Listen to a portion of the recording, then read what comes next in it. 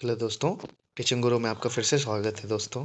तो आज हम अपने नेक्स्ट टॉपिक लेके आए हैं केवीएसपीआरटी के पेडागोजी का, जो कि है स्कूल डेवलपमेंट प्लान।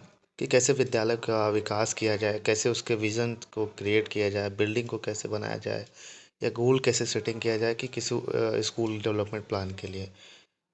तो चलिए स्टार्ट करते हैं। Vision, building, goal setting and creating a school development plan. School development plan क्या होता है? विद्यालय विकास योजना।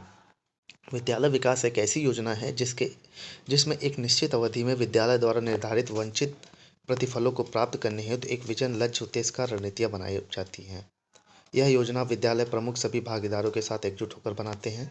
वह सुनिश्चित करते हैं कि इसमें लक्ष्य व उद्देश्य निर्धारित हो और कार्य योजना के विभिन्न चरण स्पष्ट हो। इस पर ध्यान देना आवश्यक है कि विद्यालय विकास योजना हेतु निर्धारित उद्देश्य मापने योग्य हों, जिससे कि जब योजना कार्यान्वित एवं पूर्ण की जाए तो उपलब्धियों को ठोस तरीकों से सबके समक्ष रख पाएँ। नेक्स्ट है हम vision building main stage. Vision कथन में भविष्य के लक्ष्यों पर चिंतन या विचार होना चाहिए। विजन मूल्य संचालित होना चाहिए। उदाहरण के लिए विद्यार्थियों में यह आत्मविश्वास पैदा करना कि उनमें से प्रत्येक सीखने या बेहतर प्रदर्शन कर सकने के योग्य है। एक निश्चित विजन की एक निश्चित अवधि हो, जो सामान्यतः विद्यालय के संदर्भ में 3 या 5 से वर्ष हो सकती है। विद्यालय विकास योजना एक रूपरेखा है जो यह निर्धारित करती है कि एक संस्था को क्या बदलाव लाने की आवश्यकता है और वे बदलाव कब तक लाए जा सकते हैं।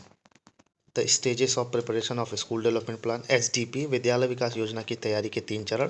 पहला है प्लानिंग स्टेज, दूसरा है इम्प्लीमेंटेशन स्टेज, तीसरा है मॉनिटरिंग एंड एवोल्यूशन स्टेज। तो आइए पहला स्टेप पढ़ते हैं। Formation of committees and teams. चरण पहला, समितियों और दलों का गठन करना।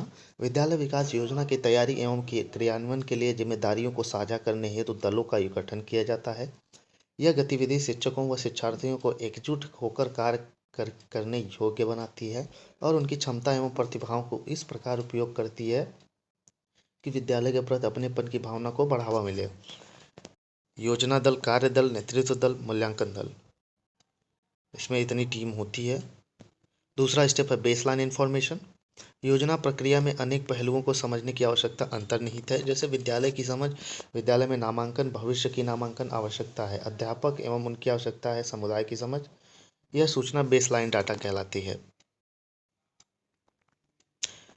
बेसलाइन डाटा से विद्यालय स्टाफ को यह पता चलता है कि उनके पास क्या है, वह भविष्य में क्या चाहते हैं। विद्यालय विकास योजना बेसलाइन डाटा व भविष्य की उपलब्धियों के बीच की दूरी को मापने में मदद करती है। तीसरा है विजन बिल्डिंग। विजन एवं एकत्रित बेसलाइन डाटा विद्यालय आधारित विकास योजना की तैयारी हेतु से दिशा निर्देश में काफ़ी उपयोगी हो सकते हैं। विजन निर्माण हेतु हमको अपनी वर्तमान भूमिका एवं अपनी भूमिका के प्रति अपनी अपेक्षाओं पर पुनः विचार करना होता है। विजन स्पष्ट होना चाहिए। एक वाक्य अथवा संक्षिप्त अनुच्छेद का प्रयोग किया जाता है।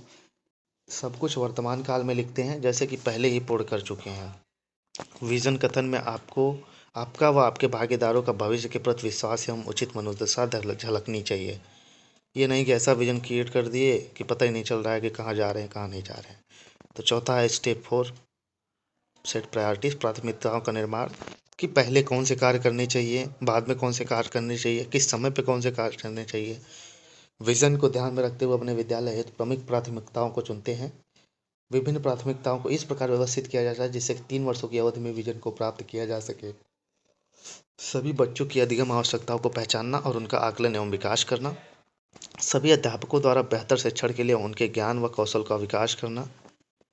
सभी अध्यापकों एवं विद्यार्थियों की शिक्षण अधिगम प्रक्रिया को आनंददायक एवं अधिगम केंद्रित बनाना।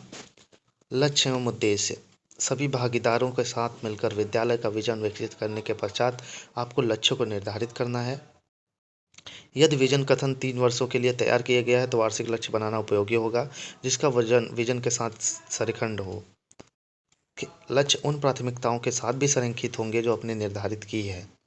एक लक्ष्य के भीतर 3-4 उद्देश्य हो सकते हैं। उद्देश्य अल्पकालिक होने के साथ मापने योग्य भी होते हैं। इनकी समय सीमा 3, 6 या 9 महीने हो सकती है। वार्षिक लक्ष्य को प्राप्त करने के लिए आप एक वर्ष में 2 या 3 उद्देश्य निर्धारित कर सकते हैं। रणनीतियाँ वह कार्य बिंदु हैं जो आपको उद्देश्य को पूरा करने में सहायक होती हैं। नेक्स्ट है अनुश्रवण एवं मूल्यांकन तंत्र। विद्यालय विकास योजना तैयार होने के पश्चात उसका क्रियान्वयन उनका समय अनुसार अनुश्रवण करने की आवश्यकता होती है। अनुश्रवण दल निर्धारित लक्ष्यों को तय करने में सहायक होता है। विद्यालय विकास योजना की छमाही अथवा वार्षिक प्रगति का मूल्यांकन किया जा सकता है। तो धन्यवाद, ये टॉपिक हमारा इसी यहीं पे ख़त्म होता है। तो फिर मिलेंगे हम आपसे नेक्स्ट टॉपिक पर, और ऐसे ही हम धीरे धीरे लगभग आपके सिलेबस कंप्लीट होने वाले हैं। तो ऐसे ही धीरे धीरे सारे ज़्यादा से ज़्यादा एक हफ्ते में सारे टॉपिक्स कंप्लीट हो जाएंगे पेडागॉजी के। उसके बाद एनवायरमेंट्स के 2 3 4 दिन लगेंगे, सारे टॉपिक्स ख़त्म हो जाएंगे आपके। तो ज़रूर वीडियो को लाइक करिए, कमेंट करिए, सब्सक्राइब जरूर कर लीजिए और दोस्तों के साथ शेयर कर लीजिए। थैंक यू, धन्यवाद।